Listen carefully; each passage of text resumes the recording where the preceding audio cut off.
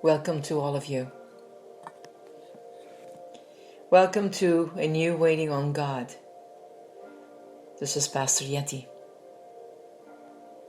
Strong and of good courage.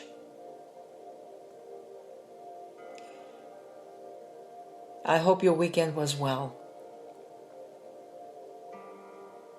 Finding new things to do, or just relaxed with a new book, or a book that was set aside for months that you picked up again. Anyway,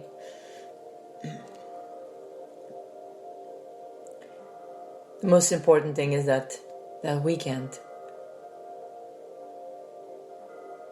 was of good use. Wait for the Lord, be strong, and let your heart take courage. Yes, wait for the Lord. Psalm 27, verse 14. And as you read your own Bible, you will see that sometimes the word is not saying exactly the same as I speak them to you, but it's about the different translations, as you probably already know. The psalmist has just said, I had fainted unless I had believed to see the goodness of the Lord in the land of the living. Psalm 27, verse 13. If it had not been for his faith in God, his heart would have fainted. But in the confident assurance in God that faith gives, he urged himself and us to remember one thing above all: to wait upon God. Wait for the Lord, be strong, and let your heart take courage. Yes, wait for the Lord. One of the chief needs in our waiting upon God, one of the deepest secrets of its blessedness and blessing, is a quiet, confident persuasion that is not in vain. It is courage to believe that God will hear and help.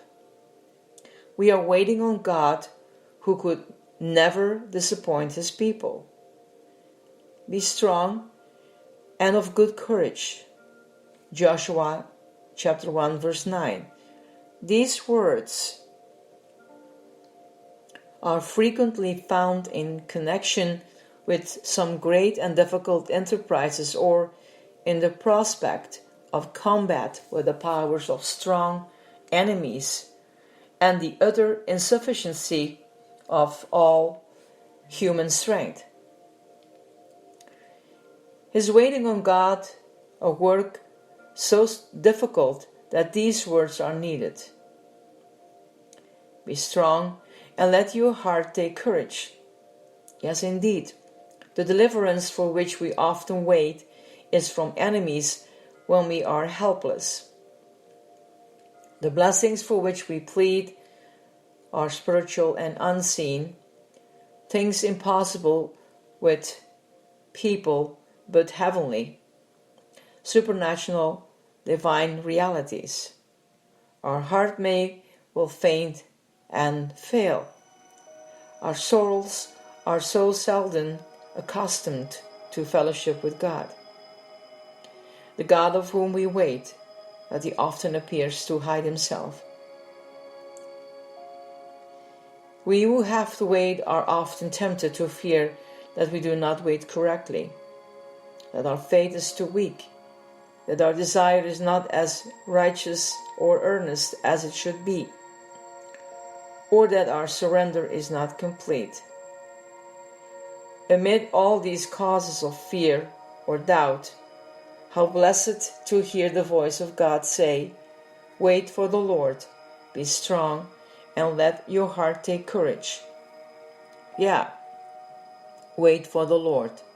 Let nothing in heaven, on earth, or in hell, let nothing keep you from waiting on your God in full assurance, so your waiting is not in vain.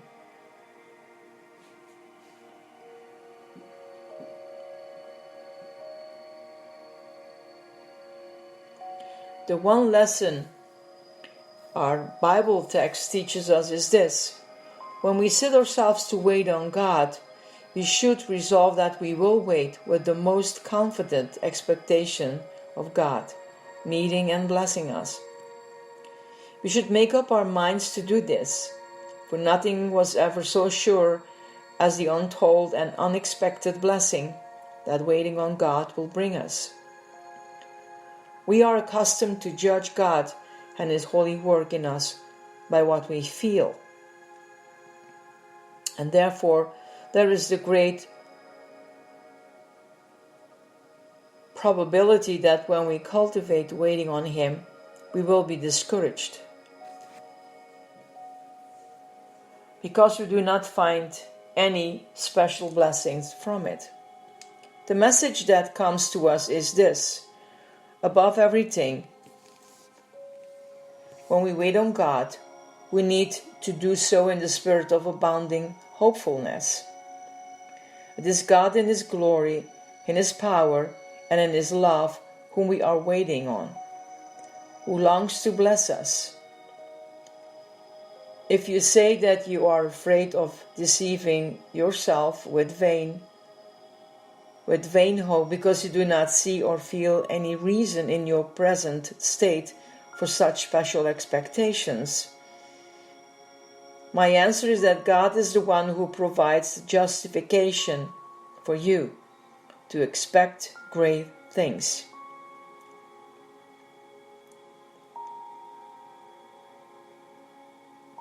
You are not going to wait on yourself to see what you feel and what changes comes to you.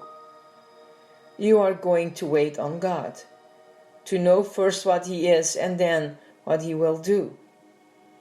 The whole duty and blessedness of waiting on God has its roots in this: He is such a blessing being, full to overflowing the goodness and power and life and joy that we, however wretched, cannot for any time come into contact with Him.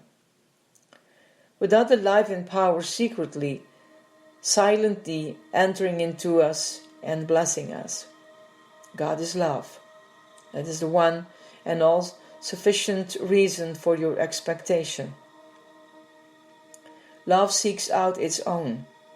God's love is His delight to impart Himself and His blessedness to His children. Come, and however weak you feel, wait in His presence, as a weak, sickly invalid is brought out into the sunshine to let its warmth go through him. Come with all that is dark and cold in you into the sunshine of God's holy, omnipotent love, and sit and wait there with the one thought: here I am in the sunshine of His love. As the sun does its work in the weak one who seeks His rays, God will do His work in you. Oh, trust Him completely. Wait for the Lord. Be strong and let your heart take courage. Yes, wait for the Lord. My dear ones, it is so important that your soul waits upon God. And I don't speak out these easy words, because we all have our lives which we live. But as we are the children of God, there is a path to follow. There is that rest that we need as we abide in Him. There is that peaceful moment that we all need to walk that path, to be able to do our work. Either way, it is our physical work, or it is our spiritual work, or it is that as we are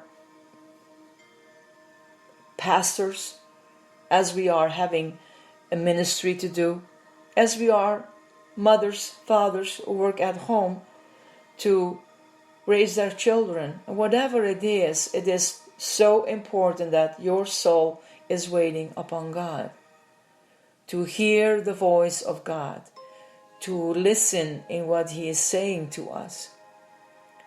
And waiting is walking with Him. Because as you walk, things will happen. He is not asking you just to sit and start working. Working as you need to do your jobs. Working as you have to educate your people. Educate your children. And I can go on and go on and go on. Listen to the voice of God as He speaks to your spouses, as He speaks to your friends, as He speaks to the stranger. Listen. My soul, wait you only upon God.